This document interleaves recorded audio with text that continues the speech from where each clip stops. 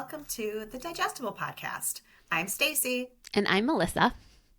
And here at Digestible, we give you the information you want in the perfect amount of time for your busy life. And we make sure the information is easily digestible. Get it? Stacy and I love to listen to the long-form health podcasts. We read all the experts' books. We attend conferences where we meet the experts, and we could talk about food and nutrition all day long. So Missy and I were finding in our personal and our professional lives that everyone seems to want to know the information, but they just don't want to do the deep dive like we do. So thus Digestible was born, where we can bring you the information you need in an amount of time that is manageable for you. Exactly. And today we're really excited to bring to you our conversation that we had with Julia Johnson. She's head of Food Business USA for Compassion in World Farming. I love the conversation we had with Julia.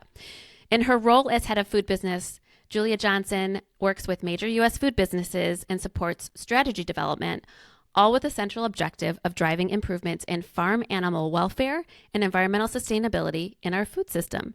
Julia is particularly interested in regenerative agriculture, transitional farming, and ensuring biodiversity in our ecosystems. Compassion in World Farming is an organization that demands better animal welfare from top food companies, contesting deceptive food labels for consumers, and fighting for a more sustainable future for our children. Their campaigns are grounded in sound science and encompass the full scope of the challenges facing our food system, from animal suffering to environmental destruction, social injustice, to public health threats. We are so excited to bring you our conversation with Julia today. And as a side note, after we did this, Missy and I both went to the grocery store and started taking pictures of all the food products that we were buying, especially the eggs. You're going to have so much fun with the eggs. So in our interview, Julia mentions these beautiful blue eggs. And the next day I was able to go to the grocery store and find the Heritage Blues. And they are the most beautiful eggs I've ever seen. Truth be told, they were $9.99. And my husband was like, "What are you doing buying $10 eggs?" But we did do it, and we did eat them, and they were delicious. Yes, but Julia's going to tell us all about great options that are out there. They're not all $9.99. So she was great at explaining to us the lives of the animals on the farm and how to identify from the packaging when you go to the store or if you go to the farmer's market, questions to ask so you know you're getting animals that lived healthy lives, and then the food is going to taste better. So enjoy our conversation with Julia on Digestible. Hi, Julia. Thanks for joining us today. Could you please tell our listeners a little bit about Compassion in World Farming and your role there? Happy to.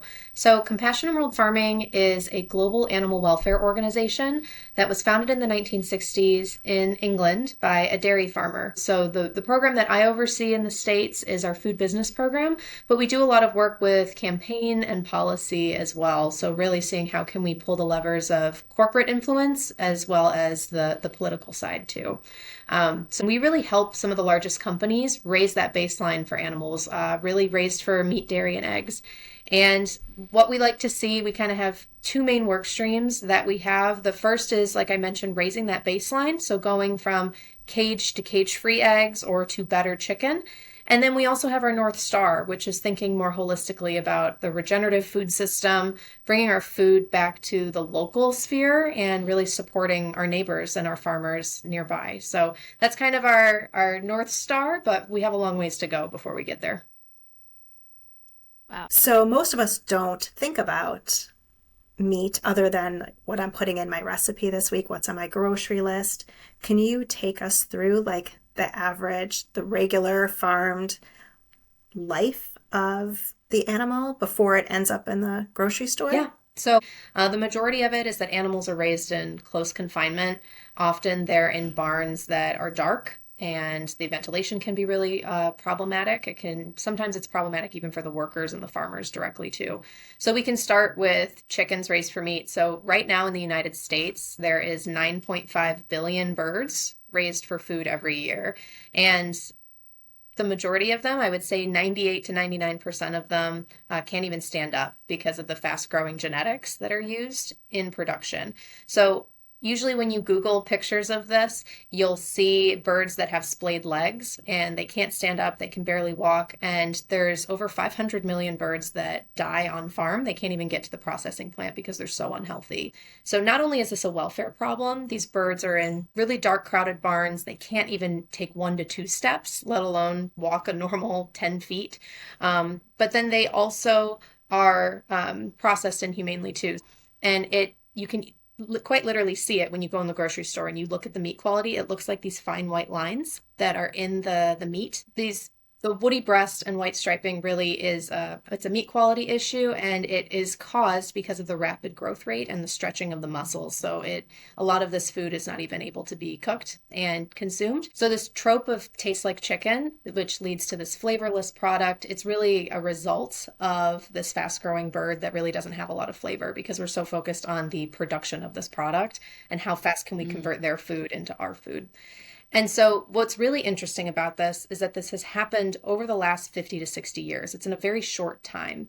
And just 100 years ago, we were seeing, if you look back at historic cookbooks or menu items, that chicken used to be the most expensive item on the menu. And it was this luxury. And it's because these birds were grown to be 200, 300 days old, sometimes even longer, where now the average chicken has a lifespan of about 36 to 40 days. It's about a month and a half. It's so sad. It's really sad. It's very sad. And so they've been bred to grow the overly large breasts so that they have more meat. Correct, yeah. And then they can't stand up. Then they also are so unhealthy that their meat it lost its flavor. That's what you're saying. That's exactly it. And so one thing that we're looking at is what's called the Better Chicken Commitment, or just for better chicken. And it addresses all of the different components of the stages of life for this bird. But the key component of it is better genetics. So luckily there are producers out in the market that are doing this, and it's better for the animals. We're also seeing overwhelmingly positive support from the farmers as well. One of my favorite brands that's in Whole Foods pretty much nationwide, it's called Labelle Patrimone. And what's really great about this chicken product is that they are using those higher growing genetics. They're also pasture raised. They have access to pasture pretty much every day of the year. And they're focused primarily on Pennsylvania. So consumers can feel really good about supporting farmers. It looks grim at first, but seeing these success stories of companies like Labelle Patrimone, and there's a few other brands out there that are really utilizing these better genetics, it gives me hope that we can start turning the tides to make it more humane for animals and the farmers. Is there a difference in the nutritional value of the farmed chicken versus the one that is raised humanely outside? Isn't the fat profile? It's the fat profile, right? It's definitely the fat profile. And then I would say there's also elements, and again, I'm not a nutritionist, but thinking about like the omega-3s and the different vitamins that are there, especially when you give these animals access to pasture and the outside. So they're eating more of a diverse diet. And so that's directly going to have an impact on not only the nutritional element and density, but then the quality as well. And I'll just say that's the chicken that I buy, and I don't do anything to it. Like I literally just put olive oil and some salt and pepper and bake it, and that's it, and that's all you really need, and that way you're able actually to taste the chicken. I have a chicken question before we switch to the next animal. Yeah, there's no rush. So when I'm a Trader Joe's shopper, and they have organic chicken and they have regular chicken. Other than the feed,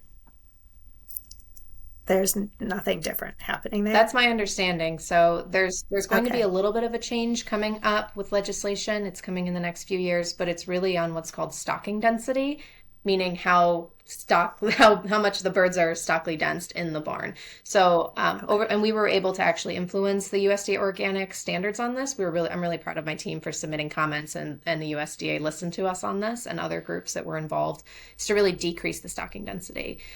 So right now the conventional bird can be 7 to up to 9-10 pounds, and it's a very heavy bird. The majority of them should be raised to maybe 5 pounds if we think about it, and just painting the picture of the growth rate, that would be as if a human toddler was 300 pounds. The growth rate is so astronomical on these birds. I don't want to consume that myself, and I know others probably wouldn't either.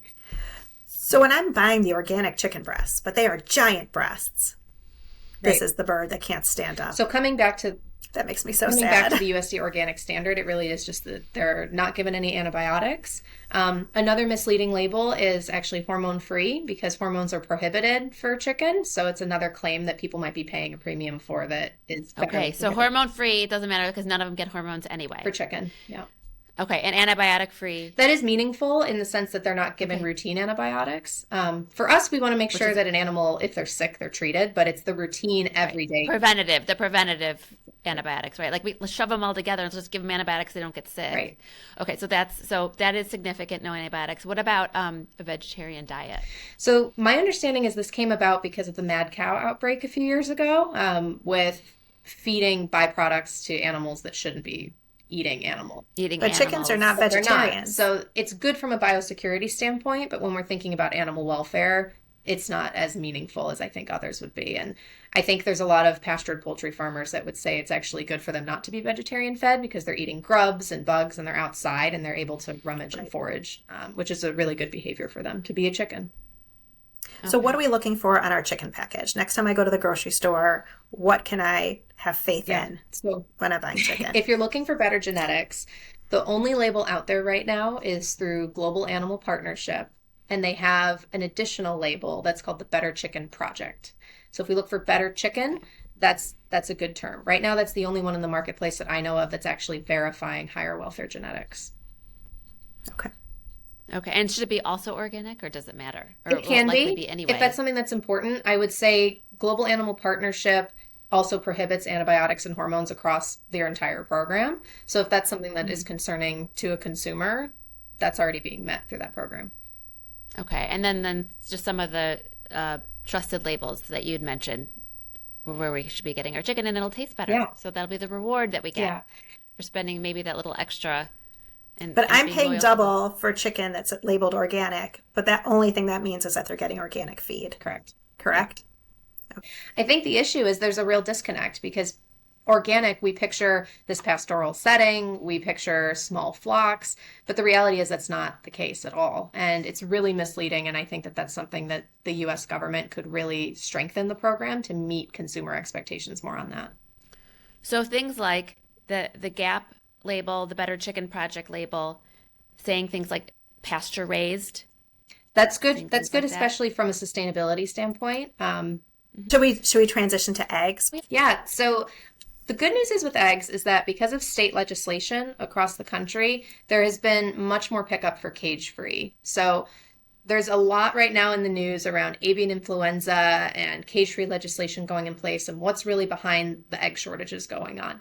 So to think about the labels, there's really the key tiers that we see is cage-free, free-range, and pasture raised. Those are the key ones. Organic applies in the same way that we talked about with chicken raised for meat, so making sure that they're fed an organic diet. With eggs, it is meaningful. It means that it's cage-free, so that is good. There is a bit of stipulation around outdoor access, but it's not as strong. So I would really just focus as the baseline. Organic means that they're not fed antibiotics, they are given organic feed, and then they also are cage-free. So that is a little bit more meaningful with eggs. So thinking about this, the majority of birds right now still in America, it's about 60% are raised in cages, it's called a battery cage, and it's the size of an iPad.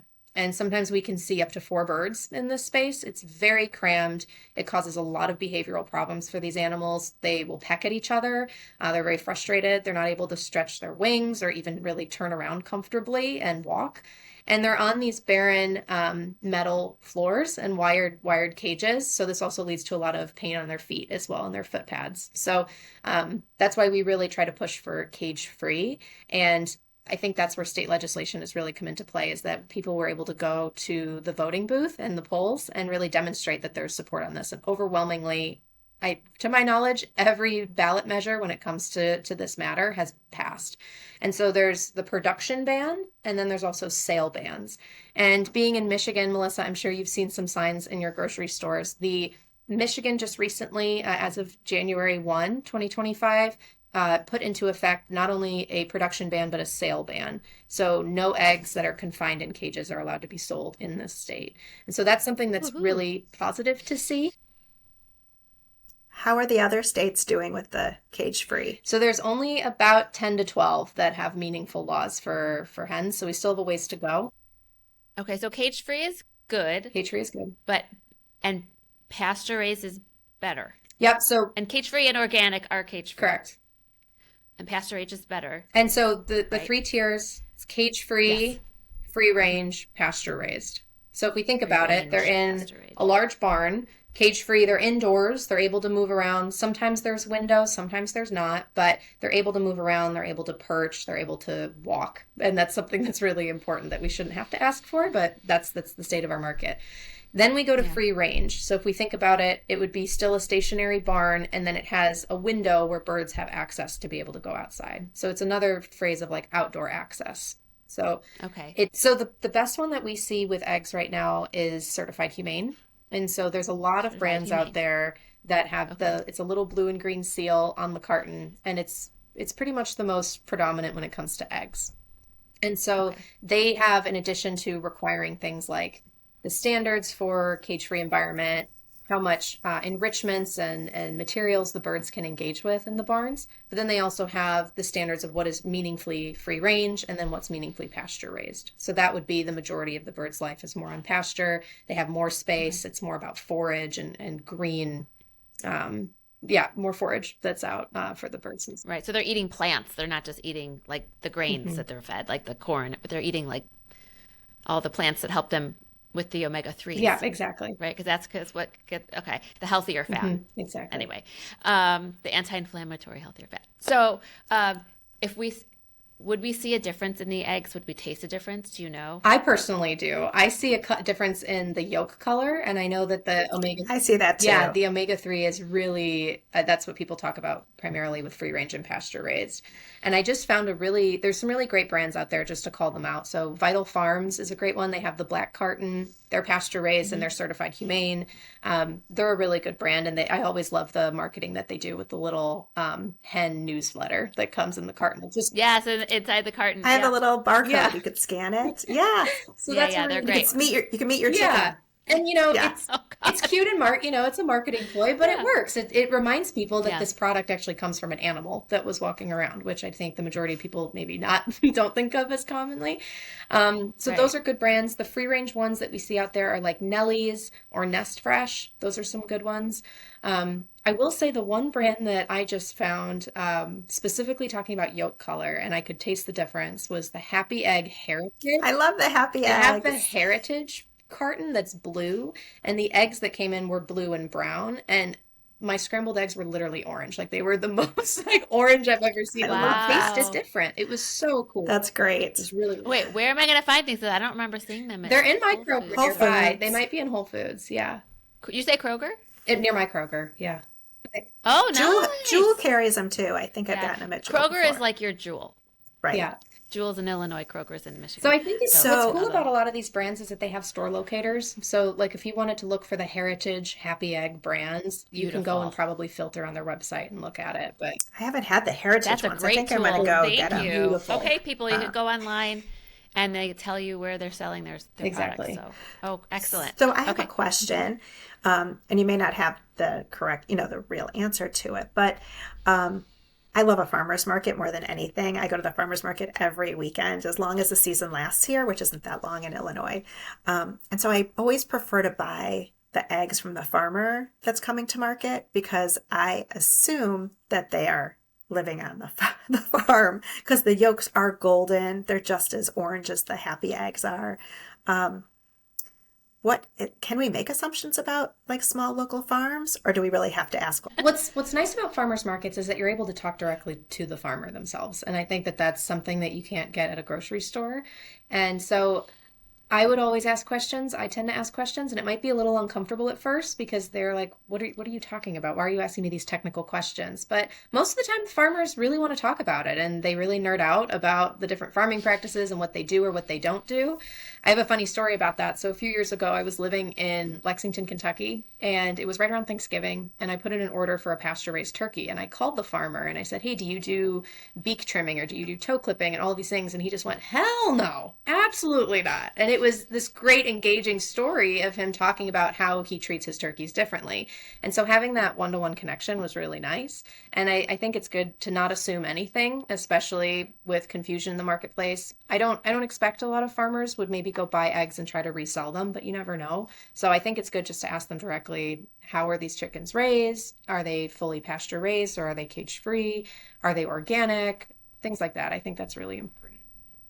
If they're not, a lot of the smaller farmers don't want to pay for the organic certification, but they still do raise their animals, humanely. So some of the things that we can ask them about is like how much outside time they get or what kind of food they eat, right? And you don't want them to just be eating grains. You want them to be like they go out in the yard and they eat the bugs and they eat the plants, right? Yeah. Those are the things we want to hear. Those are great things to hear. And I think really these different certifications are for the more industrial, bigger brands. So the smaller pasture raised ones that you can find at in your neighborhood or at a local farmer's market, I'm not so concerned about them, because I think the fact that they're raising their food directly and going out and connecting with their consumer, that alone is a huge step in the right direction. That's how our food system really should be. So it's these different certifications, they're good. They're absolutely important in the marketplace, but I think it is geared more towards those industrial models, to verify what makes them different, because they're really geared towards those that are shopping in the grocery store. And so how can they make themselves more credible and transparent when people have 3 to 10 seconds on deciding on a product on the shelf compared to their competitors? Got it. So why can't we be like that? Why can't all of our animals that are raised for food, why can't they all just be happily living their lives on a farm and then end up in our grocery store? Like, is that even such a loaded possible? But is it possible to even have that happen? There's so much food consumption in this country, so much fast food consumption. Like, I want all my animals to come from like a very happy farm, but is it possible? That's a very good question and a difficult one. And I think we have to look at the history of how we got here. So really the big turning point that we saw was about in the 1970s. Secretary of Agriculture Earl Butz told American farmers, go big or get out. And that message from the federal government put farmers in a really uncomfortable and unfair position that they had to scale up. Otherwise, they were going to be squeezed out of the marketplace. And since then, we saw a huge, dramatic bump in the meat, dairy, and eggs that's produced in this country, and then the consumption rates as well. And it's no surprise to you all, but we're, if not one of the most unhealthy nations in the world. And it just comes back to the quality of the food and this focus on efficiency rather than quality and reconnectivity to where our food is coming from. And it's such an intimate thing to eat 3 times a day. You're putting something in your body that, whether it's a plant or an animal, it died in a sense to feed you and to continue life. And so I think there's this element maybe that people are uncomfortable in talking about this, but it's really important. And the decisions that we make 3 times a day can really change the marketplace. And so as much as sometimes it feels really big, we actually do have power in the marketplace. And that's why we see even conventional grocery stores have an organic or a natural food section, which makes you think, why is that just a section of the store? Shouldn't it be the whole store? But the fact that they have that, I mean, growing up 20, 30 years ago, that was not in my local Kroger at all. And now it's pretty much a third, if not a half of the store, are all of these products on the shelf that have organic or have non-GMO, they have pasture raised. There's all of these different claims out there that we're starting to see. And so the consumer really does have the power. And then I think there's also the element of the legislation that can really play a really pivotal role too, to give the farmers grant access and support financially, and then also demonstrating that the public really does want this. So it's policy and the consumer lever. I think so. Right. Okay. Yeah. Okay. Because companies are really going to follow, they sell what's going to sell and what people are going to buy. Right. So I think that we really do have the power to vote with our fork 3 times a day. And then also when it comes to elections, whether it's local or federal, to really make a big difference in that if something is on the ballot for sustainability and animal welfare. So if we could do a breakdown, I'm going to the grocery store, I'm buying eggs, I'm buying chicken, I'm buying some pork, and I'm buying some beef. What am I looking for on my eggs? What's the best thing I can be looking for? I usually look for certified humane and pasture raised. Okay. Great. I'm buying some chicken. What's the best thing I can look for the chicken? The Better Chicken Project certification. The pork, Certified Humane, the beef. AGA, or you can also do Certified Humane and Global Animal Partnership and Animal Welfare Approved. But if the grass-fed piece is the most important to you, go with the American Grass-Fed Association. Okay. Excellent. And talk to our grocers, apparently. We have to talk to the Yes. grocers. And for our listeners, there's a book out there called What Your Food Ate. And the professors, scientists that wrote this book did some anecdotal studies, but there's more and more data every day out there that's connecting the health of the animal to the health of the humans that eat them. So when we treat our animals well, when they've lived a good life, when they've eaten what they're supposed to, it's better for us. So please, when you go to your grocery store, look for those certifications. It'll make us all a lot healthier. So some of the brands that are good, I think they're good steps in the right direction. Applegate and Bell & Evans, those are really good chicken products. And so they have third-party certifications. Most of them are GAP, or Global Animal Partnership, and then Certified Humane as well, I think Applegate permits. So they're good. And Applegate is committed to the Better Chicken Commitment, and they're actually reporting progress towards higher welfare genetics, which is really great too. So they're making progress. And something that I know their team is really focused on is farmer partnerships and how can we support farmers in their transition, which is really great. And then also looking at regenerative farming for their beef products. I think as of this year, by 2025, all of their hot dogs will be regeneratively raised. So they're doing some cool that's stuff. great. Wow. Yeah, they're doing some really Okay. cool stuff. That's Applegate. Applegate. Okay, we can buy Applegate and feel good about it. And really quick, for those of us who have access to Whole Foods, I haven't seen it in other grocery stores, but maybe they have it too. Can you talk about their welfare rating system? Yeah. So GAP has a 5-step program. And so as you go up 1 through 5, the more outdoor access an animal is permitted. So step 1 and 2 will be an indoor enriched environment, looking at good space for the birds or for the animals. There's no confinement with gestation or farrowing crates. They also are able to peck and forage, whatever the species is that's related to that. So that's a good step. Then you go to step 3, and that means outdoor access. So it will still be likely a larger barn, but they will have space to go outside. Then you go up to step 4 and 5, and that's more pastured centered. And what's really interesting about step 5, we talked a little bit about White Oak Pastures and how they have their own slaughter plant on site. And that's something that is really great to have on-farm slaughter. So you eliminate the transport. So the program overall doesn't allow hormones or antibiotics. It doesn't allow confinement of any animals, so eliminating crates and cages. And it also gives ample space for animals. But as the higher up you go, the more outdoor access and enrichments they have. So being able to be more out on pasture. That's the program. That's great. Thank you. Mm-hmm. Yeah. And we didn't mention the regenerative organic certified seal. So that one we're involved with the animal welfare pillar of that standard.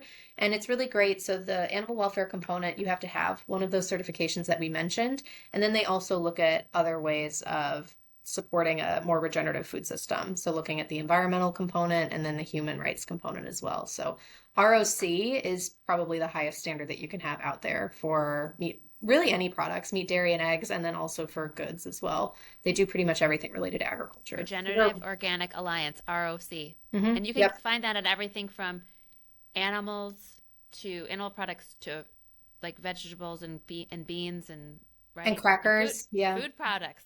Yeah. Okay. So the gold standard would be to be humanely raised on a regenerative organic farm. That would be our North Star. Yeah. So having less animals in our food system, and the animals that are in our food system raised a better, more humane life on pasture in the more localized food system. I can talk a little bit about just some of the resources that we have on our website. So we have a Learn the Labels guide, and it covers all of the different certifications that we've talked about today. And it's a really easy downloadable sheet that you can take around. And then you can also even send it to the grocery store as well. So say like, these are the products that I'm looking for that have these different seals. Yeah. So that's always a tool that you can use. Yeah. And we are a nonprofit. We don't accept any money from corporations. We're all foundation and donation based. So if someone was interested, we're always happy to have a monthly donor or a one-time giver, but that's not the reason I'm on here at all. It's very much just how we operate as a nonprofit. And you're affecting change all over the world. Our organization is, yeah. It's incredible to see what has changed, and we try to rank our impact based on animals and the volume of meat, dairy, and eggs. We kind of have an internal converter, I guess I would say, based on the volume of these products and what that means for animals' lives. And our food business program is estimated to impact over 3 billion animals a year. So it's really meaningful. Wow. Wow. Yeah, That's it's amazing. it's really meaningful and impactful work, and to be able to see the impact on the shelves or on a meal kit company or at a restaurant, it's really powerful. So I think we tend to be behind the scenes with a lot of this stuff, but really being able to influence change for these animals that are so smart and they just don't have a voice. So they need someone to stand up for them and to be their voice and really stand up for justice and speak truth to power sometimes. So it's really meaningful work, and it's very rewarding. It's hard, but it's really rewarding to be able to find these allies in the space and see how everyone is really just trying to build a better food system. Excellent. This is so great. Thank you for coming on today and for all of this great information. This is so helpful. We have a couple more closing questions that we'd love to pose. Stacey, you want to start? Sure, I can start. As a side note, I will tell you I've been a vegetarian off and on since sixth grade. I'm a huge animal lover, and I cannot stand the idea of like an animal dying so I can eat it. So yeah, I just eat fish now, which probably isn't any better.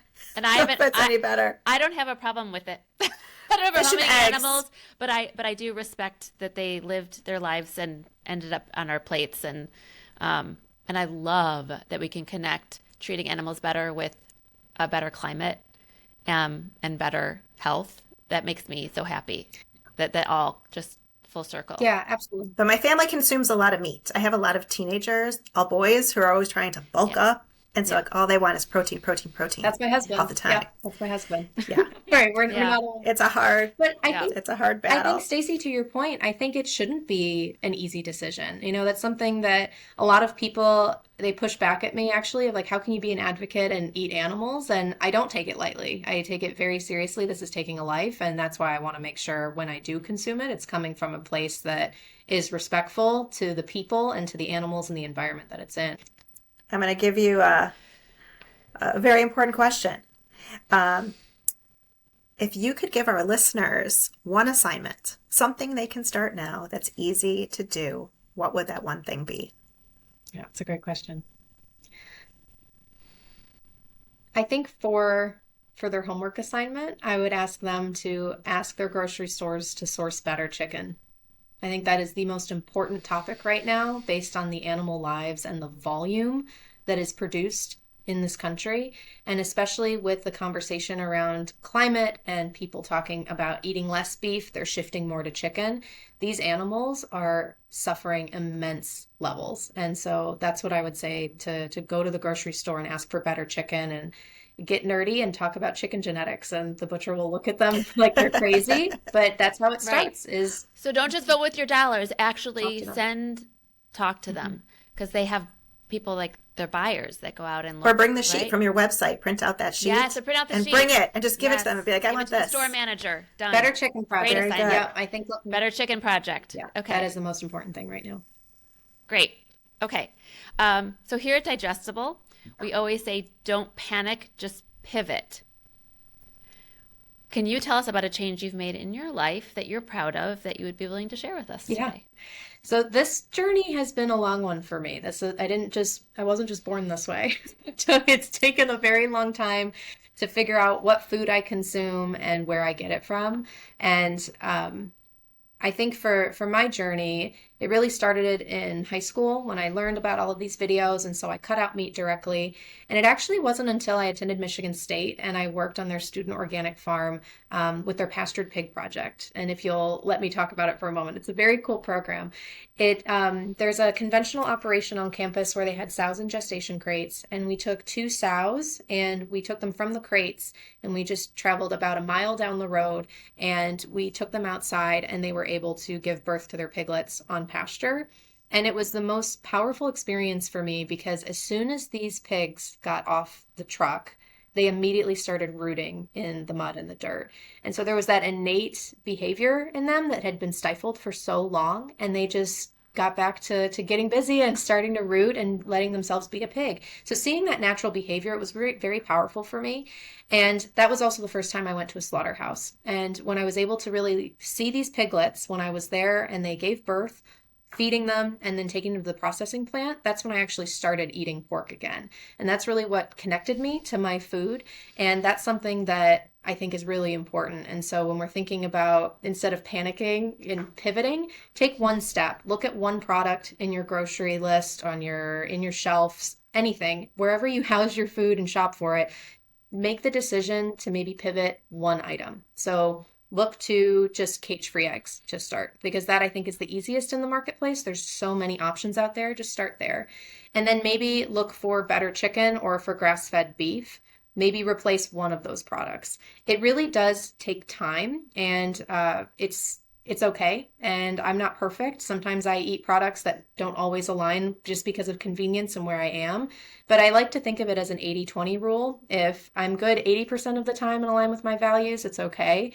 And I also think about that for my own health and the environment, all of those things. We can't be perfect, but we can't have a small group of people doing everything perfectly. We have to have the majority of people doing a few incremental steps that can really make a difference. So I would say go product by product, and then maybe try a meal that doesn't have an animal ingredient in it. There's a lot of great dishes that don't even have butter or eggs or dairy in them.